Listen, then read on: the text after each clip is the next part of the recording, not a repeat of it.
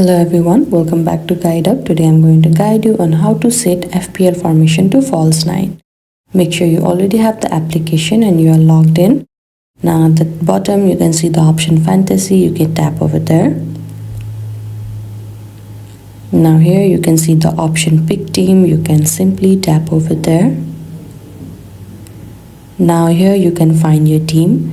You can see that my team is currently set up in a 4-4-2 formation. Now to change formation, let's say I want to bring Haaland to the team. I'm gonna substitute him with one of my field player. Now you can simply tap on the option substitute. I'm gonna substitute Palmer with him.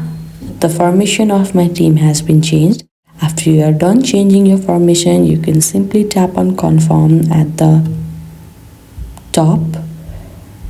And this is how easily you can set FPL formation. I hope this video was helpful. Don't forget to like this video and subscribe our channel Guide Up. Thank you.